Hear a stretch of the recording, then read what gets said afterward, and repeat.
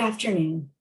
My name is Mirat Shah, and I am a medical oncologist on the breast and gynecologic malignancies team at FDA. Today, I'll be reviewing FDA's recent approval of pembrolizumab for neoadjuvant and adjuvant treatment of high-risk early-stage triple-negative breast cancer.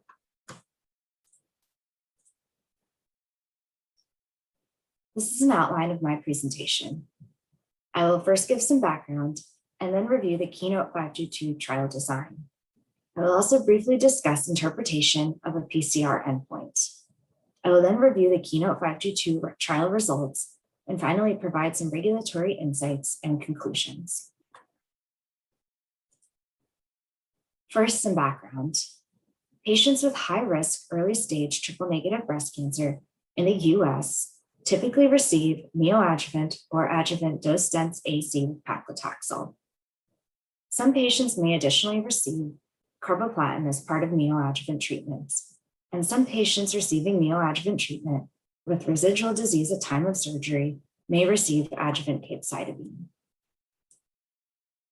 Currently, 5-year event-free survival is approximately 70%, and 5-year overall survival is approximately 77%, indicating that treatments to improve long-term outcomes for patients with triple-negative breast cancer are needed.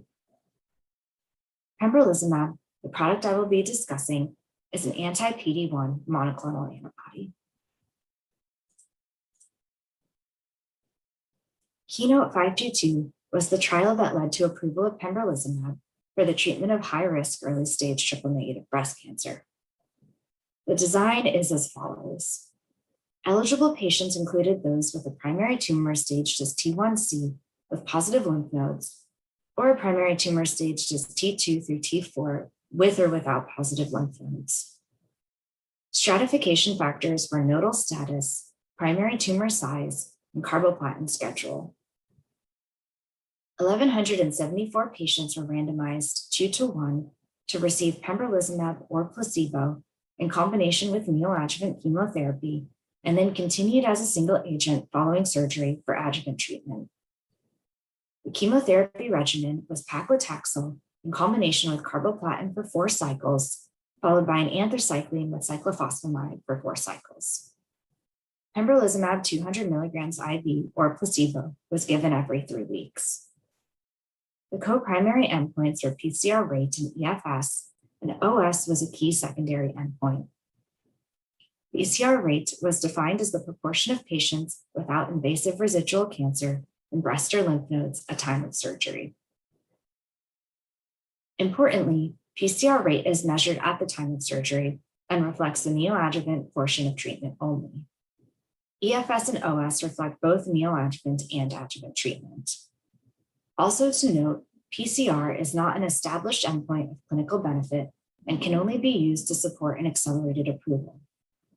EFS and OS are established endpoints of clinical benefit and can support a regular approval. I will discuss this further on the next slides. I wanted to further discuss interpretation of a PCR endpoint. Prior analyses have shown that at the patient level, individual patients experiencing a PCR, regardless of treatment received, have an improvement in EFS and OS compared to patients with residual disease at time of surgery. However, at the clinical trial level, an improvement in PCR rate in the experimental arm does not necessarily translate to an improvement in EFS or OS over the control arm. Some trials that have shown a difference in PCR rate between treatment arms have not shown a difference between arms in long-term outcomes. Therefore, PCR rate at the trial level cannot be viewed as an established measure of clinical benefit. What FDA considers using a PCR endpoint to support an accelerated approval, our considerations include the magnitude of the improvement in PCR rate and the acceptability of the added toxicity from the investigational agent. Additionally, if there are compelling data of clinical benefit from another treatment setting, for example, the metastatic setting, this can help overcome some of the uncertainty associated with the PCR endpoint. If pursuing an accelerated approval in breast cancer based on a PCR endpoint, there are 2 trial design options, the single trial model and the multiple trial model. In the single trial model, one neoadjuvant trial is powered to detect an improvement in PCR rate and in EFS. The PCR results are available first, and if sufficiently compelling, may support an accelerated approval. The EFS results are available later and used to convert this to a regular approval. Importantly, since this type of trial is powered based on EFS, it could be overpowered for PCR, which means that it could detect a statistically significant difference in PCR rate that is too small to be clinically meaningful. In the multiple trial model, the initial neoadjuvant trial is powered to detect a substantial improvement in PCR rate and potentially support an accelerated approval. The subsequent trial to convert to regular approval can take place in either the neoadjuvant or adjuvant setting and is powered to detect either an improvement in EFS or in disease-free survival or DFS for an adjuvant trial. FDA has a guidance on use of a PCR endpoint to support an accelerated approval in high-risk early-stage breast cancer, which provides a more detailed discussion of trial design options. KEYNOTE-522 followed the single trial model by assessing PCR rate and EFS in the same trial. And now on to the results. For KEYNOTE-522, initially, results from interim analysis 3 were submitted to FDA to support a potential accelerated approval. These results showed that pembrolizumab was associated with only a small improvement in PCR rate of 7.5% when considering the entire randomized patient population. The clinical meaningfulness of the small improvements in PCR rate was uncertain. The chart on the right side of the slide shows the PCR rate difference between treatment arms and how it narrows from interim analysis 1 to 2 to 3. In addition, at interim analysis 3, EFS and OS data were immature. Patients receiving pembrolizumab experienced increased toxicity from immune-mediated adverse events. Also, there were increased deaths from AEs in patients receiving pembrolizumab. These results were discussed at an Oncology Drugs Advisory Committee meeting.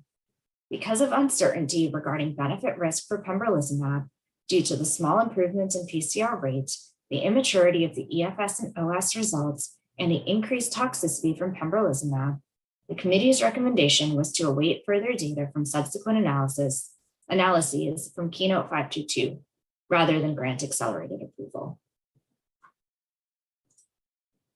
Following the advisory committee meeting, interim analysis 4 occurred, and these results supported the approval of pembrolizumab. At interim analysis 4, the EFS endpoint was met, showing a hazard ratio of 0.63 and the 95% confidence interval shown on the slide, favoring the pembrolizumab arm. This result was statistically significant and clinically meaningful. Although not shown on the slide, FDA assessed EFS results in patients with tumors that were PD-L1 positive and PD-L1 negative, and in these exploratory subgroup analyses, pembrolizumab was associated with EFS benefit in both subgroups. At interim analysis 4, OS data were immature and the OS endpoint was not met. The hazard ratio was 0.72 with a 95% confidence interval shown on the slide, showing a trend favoring the pembrolizumab arm. Future analyses of OS as part of KEYNOTE-522 will take place. I also wanted to mention some important safety findings. The majority of the added toxicity when neoadjuvant and adjuvant pembrolizumab is added to neoadjuvant chemotherapy comes from immune-mediated AEs, which include infusion reactions. As you can see in the table, pembrolizumab was associated with increased all-grade immune-mediated AEs, as well as increased grade 3 or greater immune-mediated AEs. Pembrolizumab was also associated with increased immune-mediated AEs, leading to hospitalization, dose discontinuation, and dose interruption. Some of these immune-mediated AEs may be irreversible or require lifelong medication like thyroid replacement. The most common immune-mediated AEs include infusion reactions, hypothyroidism, severe skin reactions, hyperthyroidism, and adrenal insufficiency.